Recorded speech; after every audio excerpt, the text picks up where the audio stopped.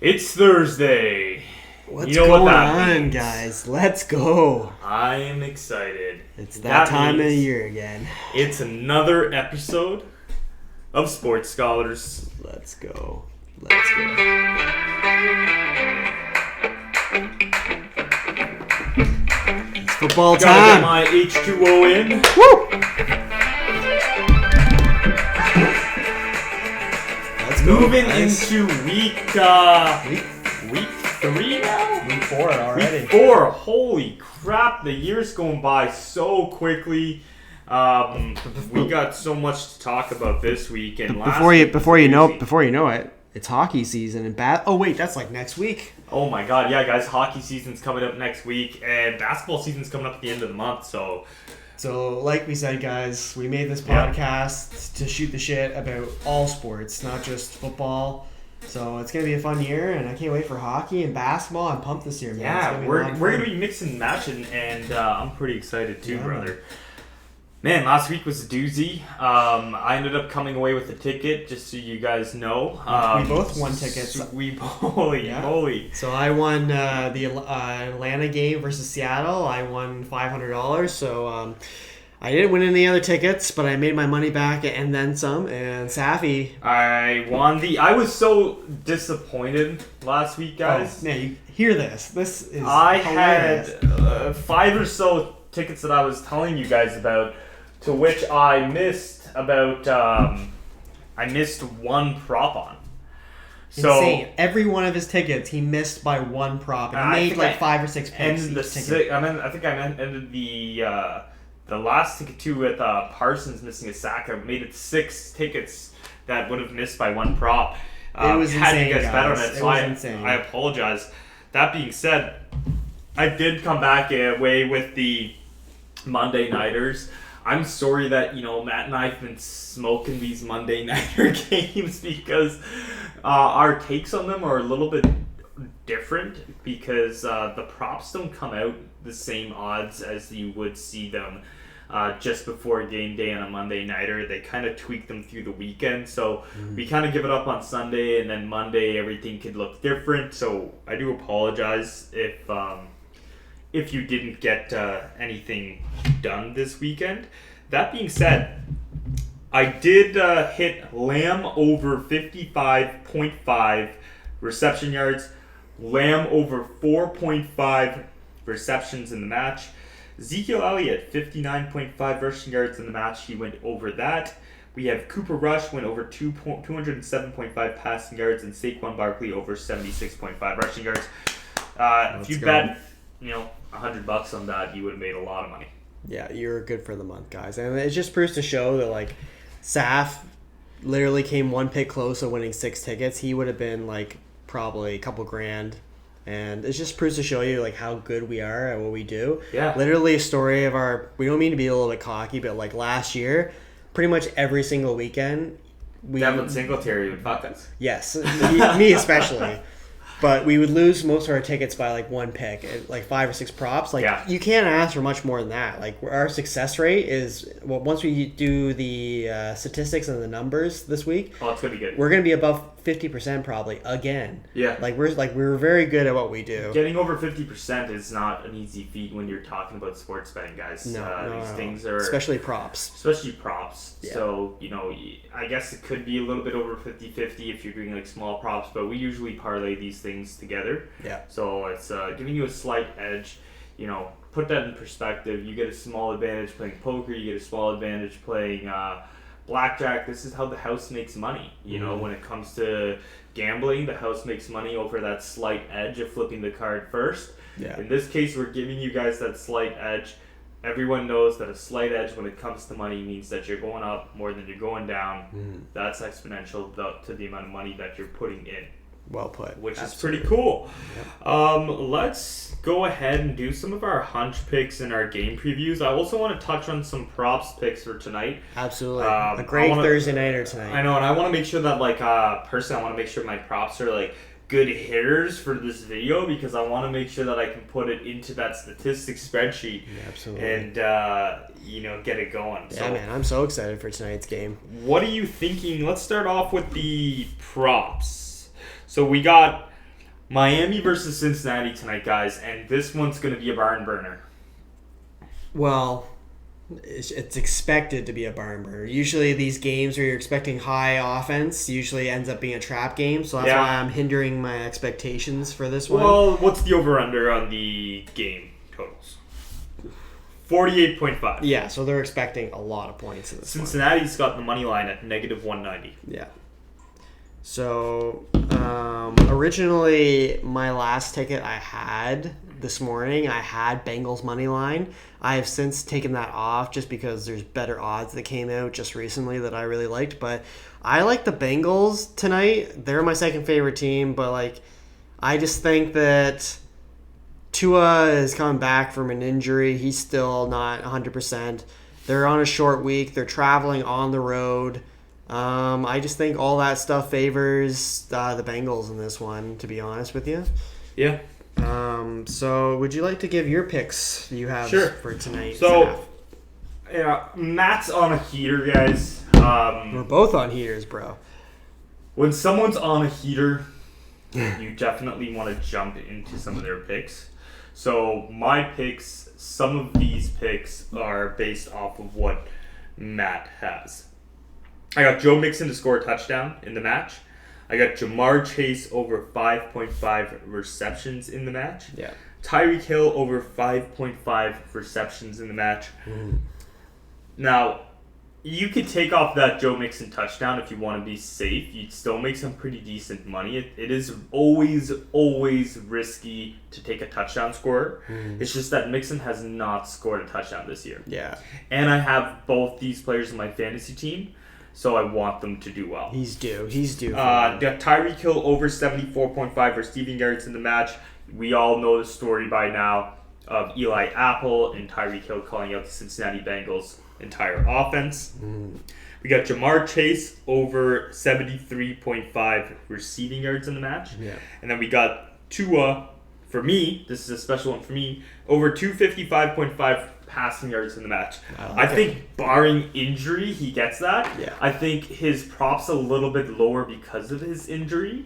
Joe Burrow set at 276.5. Which is a lot. Which I might actually be looking at the under for that. Ooh.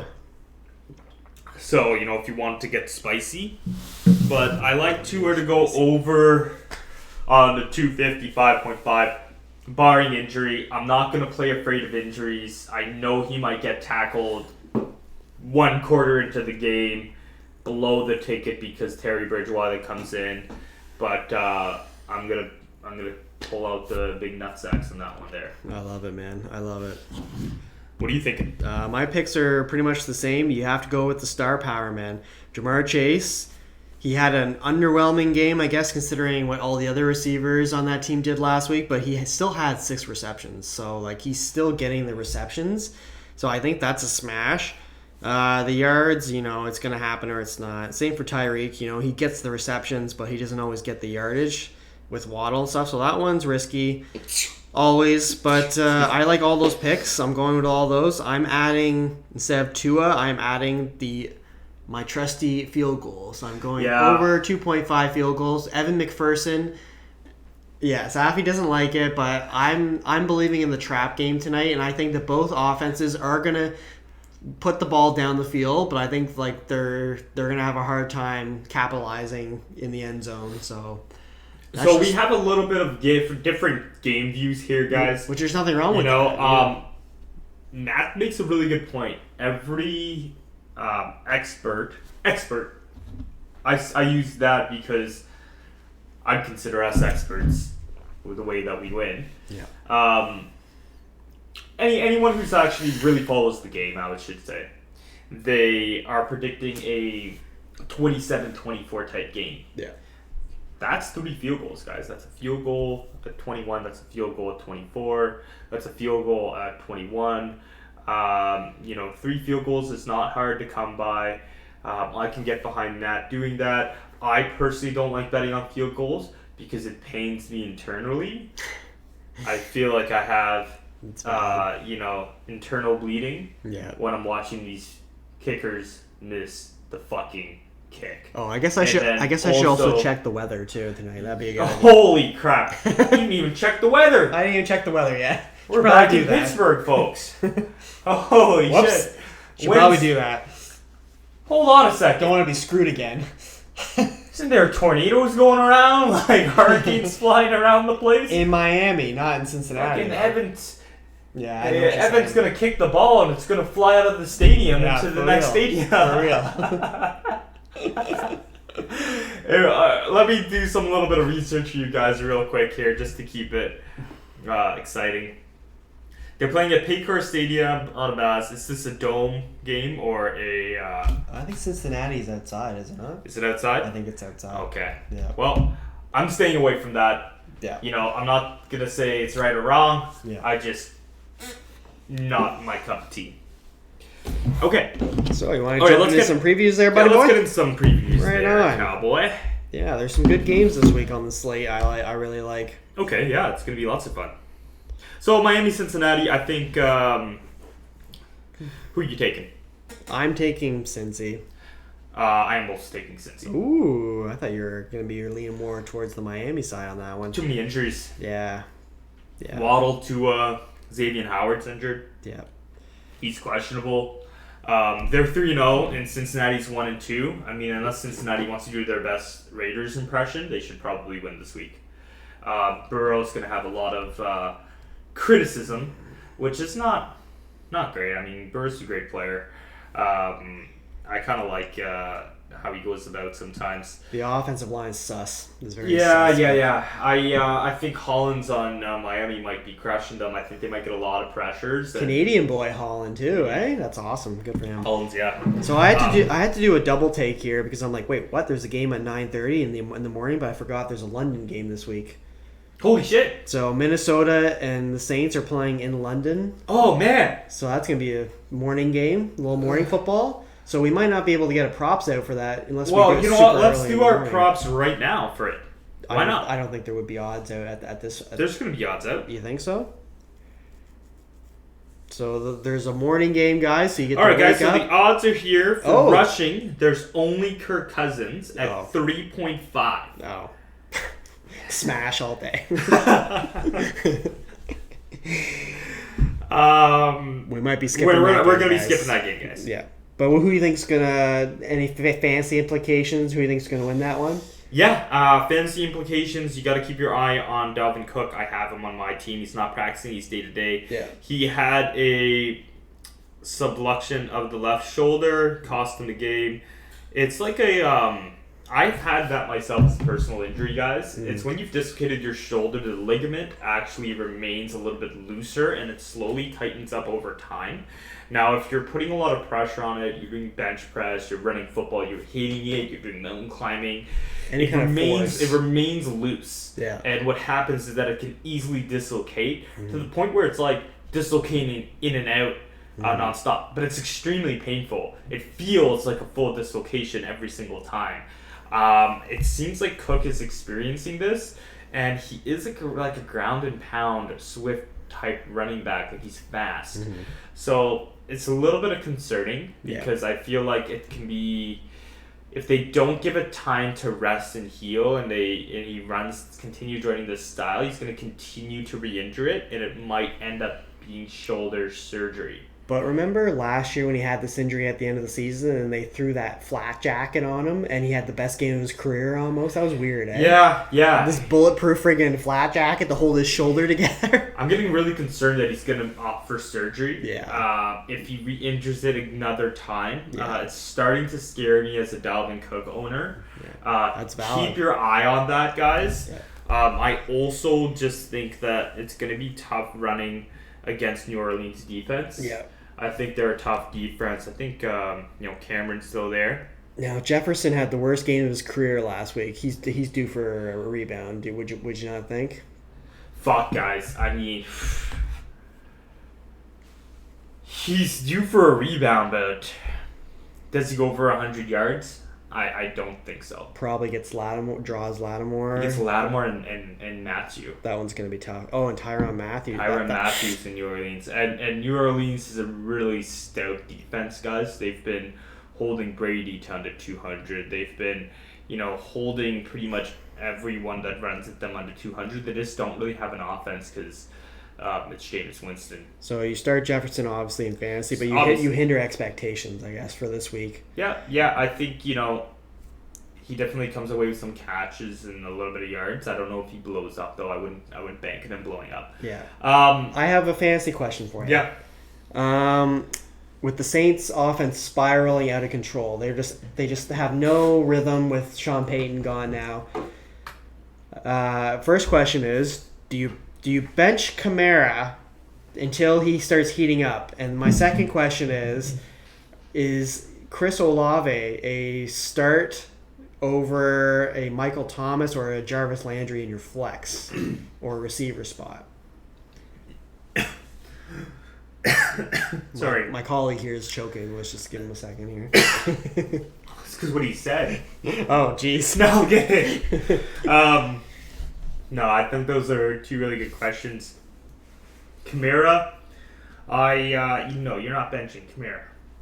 If that offense is going to score points this week, it's going to be with Kamara. You always run the risk with Kamara that he scores a couple touchdowns, and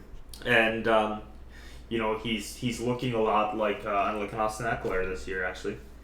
And when it comes to Olave, you're taking him over Landry and you're taking him over Michael Thomas. He looks like the star on that team. He is the star on that team. Yeah. If I'm in a keeper leagues, couple of them, and I am hoping and praying, waiting for Olave to have a couple bad weeks so I can start offering out offers for him. Because if you offered out offers for him right now, he's not looking good. He's at his straight peak. This guy has the most pass yards, receiving yards in the air, through the air. Oh, wow. So they have, in the whole NFL, more than Jefferson, more than Adams, he has the most expected pass yards through the air. They are throwing to him longer and more than any other wide receiver in the NFL. I didn't know that. This is a guy that you want to go out and seek. This is a guy that you want to potentially have starting now. That's the Jameson effect, though, too. It's the Jameis Winston effect, sure. Yeah. But, if this team goes out and gets even a semi-capable quarterback, this guy can really be a true star in the NFL. I really love these sort of players that come out of college. They say, they're not fast enough. I love the rookies, man. They're not fast enough. I love the rookies. This guy's just a touchdown getter. Yeah. And they come out, and they usually come out firing. Yeah. I also find that when it comes to college, the guys who do really well catching the ball in difficult scenarios do better than the guys who are just blowing 70-yard catches, inflating their stats. 100%, man. Because those are usually just like straight blown coverages. That's a great take. Rather than contested coverages where you're up and going up and getting the ball like a George Pickens does. Yeah, I agree, man. Or George Pickens. Yeah, consistency and stuff like that. Exactly, right? Rather than, hey, I got 300 yards, that makes my stock really high, but the guy blew coverage. He was 10 yards behind me on the field. Mm-hmm. You know what I mean? That's why it's kind of harder to showcase that in the NFL because no one's blowing their coverage on you. Yeah, that's right. So that's a great take, man. I love that. Who are you taking for this game? New Orleans or Minnesota? I have this theory that Kirk Cousins always bombs out on primetime / any kind of big spotlight. And this is a spotlight game. I think he's going to struggle against the Saints, but I think Minnesota should win this one. Yeah. I think Minnesota wins this one. Yeah. I don't think it's as I don't think it's a blowout or anything. No. This one's going to be tight. It's going to be a close game. Which is pretty cool because Minnesota goes 3-1, and I'd love to see that from Minnesota. That's really cool. Here's a game I'm expecting a blowout: Chargers Texans. Chargers versus Texans. Chargers are mad. I think they get back in the win column. If you're a Mike Williams owner, I'd be a little worried because Keenan Allen's still out. He had one great game, but last week he bombed out against Jacksonville. And you drafted Williams in like the 4th or 5th round, expecting like him to be the wide receiver 1 on that team. I mean, the Chargers, Herbert's injured. You can tell he's visibly injured out there, and like it's just they don't look like the juggernaut they were like expected to be at the beginning, like hyped in preseason. You know what I'm saying? Herbert looks really injured, guys. Like, this guy's a tough quarterback. He's my favorite quarterback after Tom Brady. Yeah. Who's starting to piss me off with his antics of breaking tons of shit and yelling at his teammates all game. But Herbert is, he's a tough guy, man. And I think if it was any other quarterback out there with a, rib cartilage injury, it's obviously paining him. This is affecting his game. It affected his last game as well.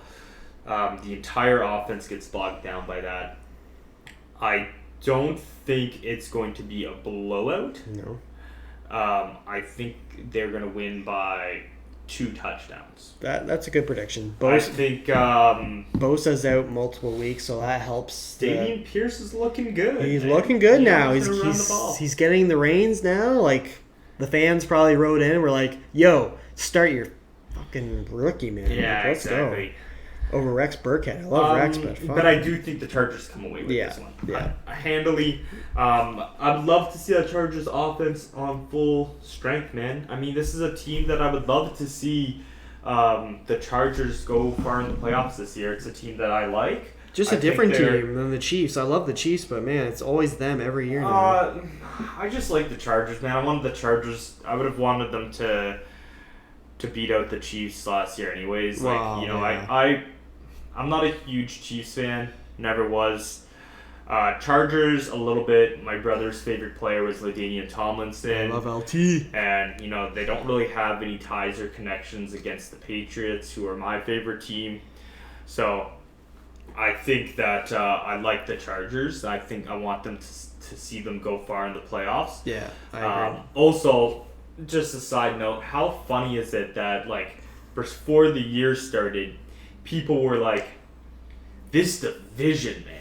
This division. Best one in football. Best one. How can you... This division's crazy. How can you count against any of these teams? Russell Wilson is cooking up fucking canned sausages. For real, man.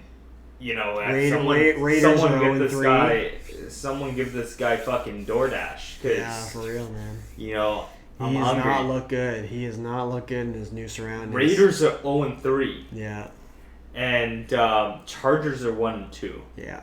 And the Chiefs look beatable. And the Chiefs just lost to Indianapolis. They look beatable. Yeah. Yeah, that's props on the Indianapolis call. Yeah.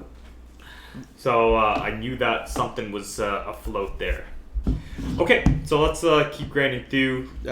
Chicago Giants, the battle. Exciting game, man. Yeah, guys. Of the crap quarterbacks.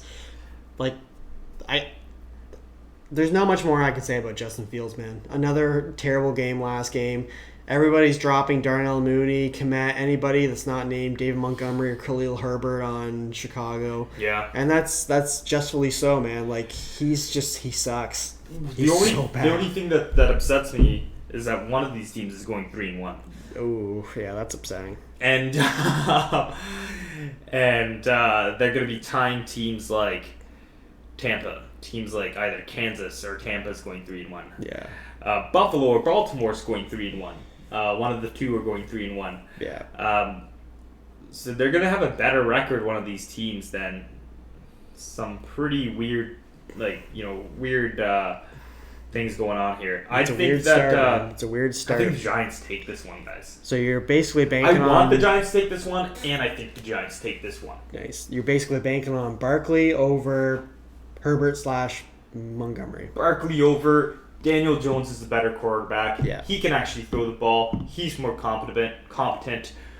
Justin Fields is incompetent throwing the ball. He cannot throw the ball. If he does not perform against the Giants, you've got to ask yourself, do you make a change at quarterback? For real. Does this guy need to go back behind the bench and learn how to throw the gosh darn ball? Because I don't know if he's capable of throwing at an NFL level right now. And we're past the year, well into it. I think he had one game where it was 290 yards last year, and that showed some promise. I was super excited. I think he wanted me a ticket that game. Mm-hmm. No, what's going on right now is unacceptable from a NFL perspective. Now, do you think he's getting schemed, like play schemed to course, throw the ball, but his decision making is No, just terrible? I read an article and the plays are there. Oh, okay. The plays are there. Yeah. He's seeing the field well. He's just not throwing the ball. So poor decision making, basically. He's not throwing the ball. The ball's not coming out of his hands. He's scrambling more than any other quarterback. Expected scrambling percentage more than any other quarterback in the NFL right now. Mm-hmm. He's seeing the ball where it's supposed to go. The plays are open. He's just not throwing the ball. He's not confident. He's not playing with confidence. But he's got to figure that shit out. They also have the worst offensive line in the league. Ah, man, he's got to figure that shit out. That definitely hinders. All right. So you're taking the Giants. I like it, man. Jacksonville, Philadelphia. Ooh, this is going to be a good game. I'll be watching this game. It's going to be a fantastic game. I'm going to be watching this game as well. I think Philly takes it. I think Philly takes it as well. Holy crap, Philly's looking like a juggernaut. But I wouldn't be stunned if Jacksonville won this one. Really? I wouldn't be stunned. I don't think they're going to win, but I wouldn't be stunned if they won. They're well coached. Doug Peterson won a Super Bowl. He's a good coach. I think we called that early on. We said that they would be better with Doug Peterson. Yeah. Yeah. James Robinson, he's looking like a steal if you draft him in the 8th round after ATN. ATN looks kind of like everyone drafted him to be their RB1, but he's kind of like on the back burner. James Robinson, what a comeback story, eh? After like tearing... Almost fell again during the episode, boys. During the torn ACL, man. Yeah, for sure. Christian Kirk looks like the real deal. Christian Kirk's looking like the real deal. Yeah. I think, dude, that would have been... this guy's got balance of like a... Good thing this guy's fit as hell, right? Because he's got good balance. But I think Philadelphia takes this one, guys. I think they bring Jacksonville back down because Philadelphia is just like they're looking like a juggernaut. Mm-hmm. They're strong on both sides of the ball. Man, these things always start with offensive lines. Mm-hmm. Highly, highly underestimated, undervalued. Maybe not to real NFL, supporters and watchers, but man, these players they deserve the real big bucks, man, because that offensive line is what's giving Jalen Hurts loads and loads of time. Huge openings for running, for Miles Sanders. They can mix up their play calling. You saw the same thing with Indianapolis. You saw the same thing with New Orleans when they made their run. You see the same things with the Buccaneers when they made their run. These offensive lines are the heart and soul of these teams. The cornerstone. And it makes your defensive line better, too. So Philadelphia, man, they were looking good. Mm-hmm.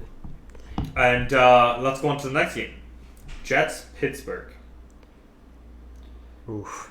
So Zach Wilson returns this week, guys. The MILF Hunter himself is back. The kid. Oh, yeah. Yeah, I don't want to know how many actual football players out there at Huntington Mills. Oh, jeez. I think Pittsburgh takes this one. Taking Pity City, eh? I think Zach Wilson. I don't know, guys.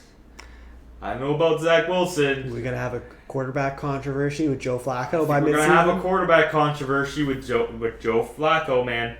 I think Zach Wilson is maybe not as polished as Joe Flacco at this point in his career.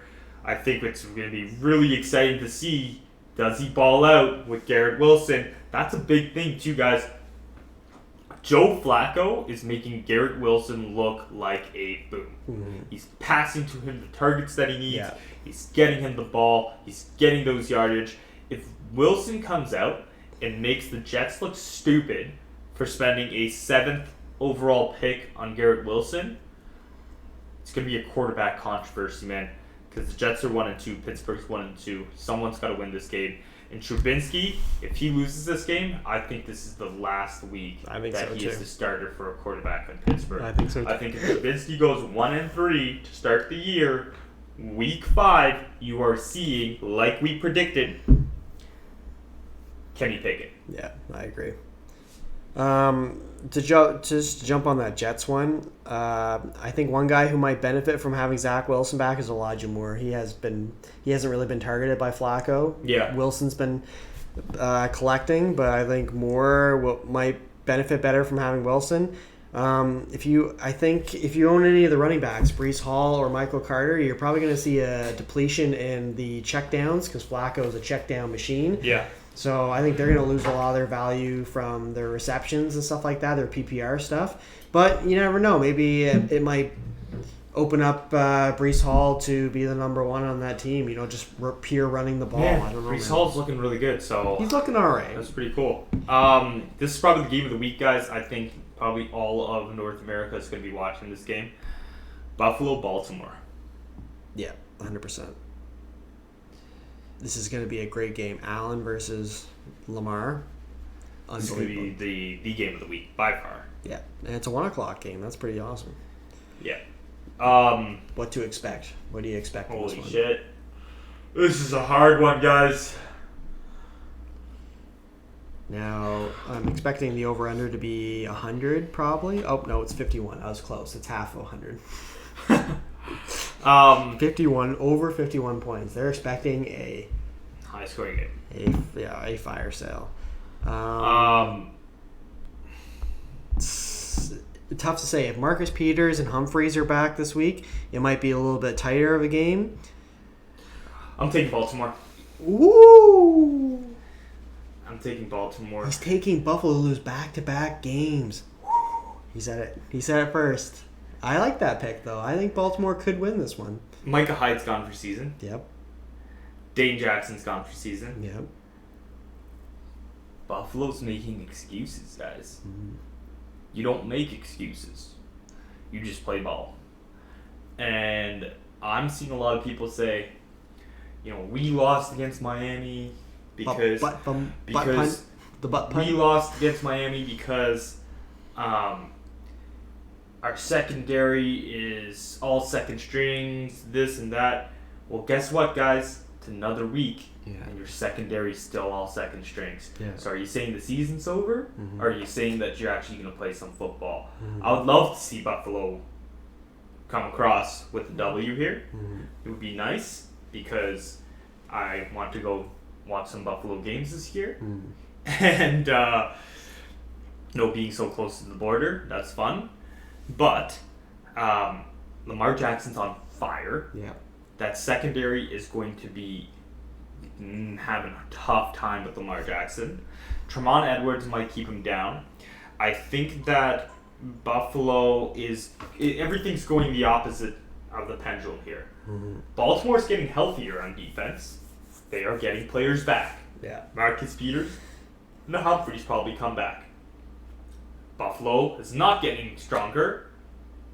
They are staying just where they are. Mm. So, back-to-back weeks for Buffalo and Baltimore 3-1. Ooh, that is a bold prediction right there, guys. What are you thinking? I don't know who's going to win this game. I think it's going to be fun. I don't think it's going to go over 51. Yeah.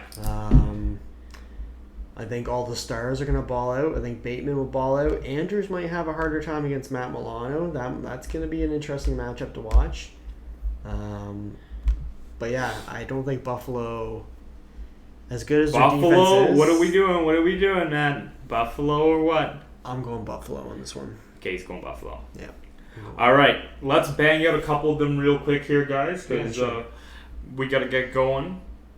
I am going to go for Cleveland, Atlanta. Ooh, what an exciting game! Kyle Pitts is getting the ball now. That's nice to see. He's finally getting his receptions. Last game, hopefully that's a trend that's going up. I'm trying to acquire Kyle Pitts right now. Yeah. Cleveland's defense, Myles Garrett just got in a car accident. I doubt he plays this game. If he does, he's superhuman. Clowney's not playing. They just lost Walker. The defense is pretty banged up. I'm still going to take Cleveland.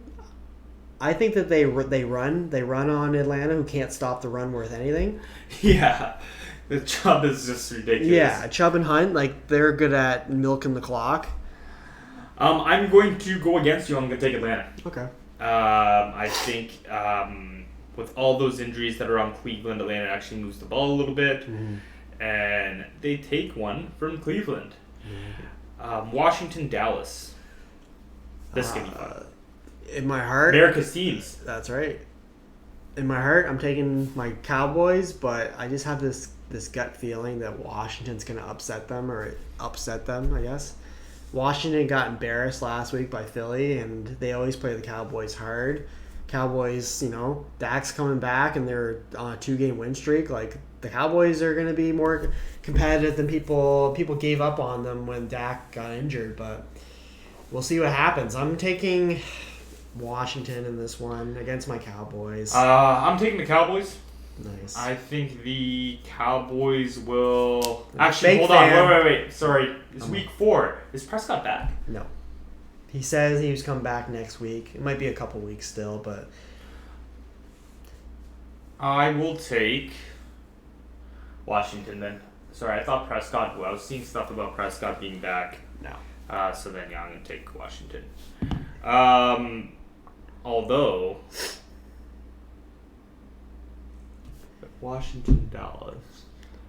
While you're thinking about that, are you, for fantasy purposes, No, guys, sorry. I go right back. I'm taking Dallas. Lock it in. That's my final answer. Nice. And the reason why is because I think I was thinking about how I watched Cooper Rush handle that offense, and he did a really good job. No, he's an adequate backup, man. He's good. He is actually quite impressive as a backup in the NFL. I think he'll have a really nice long career doing backup work, and I think he takes one from Wentz, who's been kind of struggling. He's pretty bad. So I do have a quick question for you, fantasy question. After you've been seeing what the usage is between Pollard and Zeke, and it's been kind of scary if you drafted Zeke early on, are you trying to sell high on Zeke right now? Considering Pollard's just as good, maybe more explosive, he's getting just as many carries now, almost a full split. Are you trying to get out from under Zeke at this point? I don't think anyone's going to buy him for expensive. Unless you trade. I acquired Zeke for Amari Cooper. Right.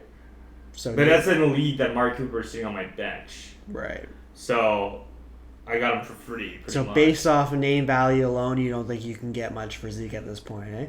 No, I don't think so. He hasn't done anything crazy. I think you got to wait till he puts up another 100 yards, and then you could probably get really good value for him. That's true, which might not ever happen. All right, Seattle, Detroit. Detroit takes this one. Seattle, they have a horrible defense. Detroit actually has a good offense. They just can't close out games. No Swift this week, I'm assuming. He's still questionable, but I doubt he plays for a couple weeks. I think Detroit takes this one as well. Yeah. And then we're going to go over the last 1 p.m., and then I'm going to hold off on the 4 p.m. ones and the Monday nighter for Sunday, guys. Okay. Just because I did promise my partner I gotta go meet with her. Yeah. So we got Tennessee, Indianapolis. Ooh, that one's going to be tough, man. Divisional game. 2 teams that are pretty much matched up in skill level. I will be taking Indianapolis. I'm taking Indianapolis, not with confidence, though. Okay. Tennessee's always known to get people, guys. So it's that one there. I think Jonathan Taylor is it's going to be a ground and pound game, so it's going to be a low-scoring affair. Yeah. 100%. Over under 43, that's pretty low. Mm-hmm. The only lower over unders on the week is Jets Pittsburgh and Chicago New York, which is a laughable 39.5. Oh my god. So all right, guys, that's it for at least the afternoon games and the morning games, and we got our Thursday night picks out. We're going to cut it a little bit early this time around, but we're going to come back around on Sunday. We're going to do all of our props picks, and we're going to do the 4 p.m. and the Monday nighters as well. We'll just kind of tie the props with the games flows as well. Absolutely. Super excited for hockey season starting. Matt and I might release a separate type of video based off hockey, just our picks and what we think is going to happen this year. So full on sports bonanza. It's gonna be a lot. It's gonna be nuts. This month of October, we're gonna be super, super busy. Yep. So just give us a follow. Check us out on YouTube and follow. We're on Twitch. We're on YouTube. yeah, we're excited to have you guys with us and hopefully make some money. We're gonna have a logo soon. We were finalizing our logos finally. Yeah. Yeah, we're gonna be getting. We're moving up in the world, guys. But thanks for tuning in. We really appreciate you guys, and let's get her going. Thanks for another episode of Sports Dollars. Nice.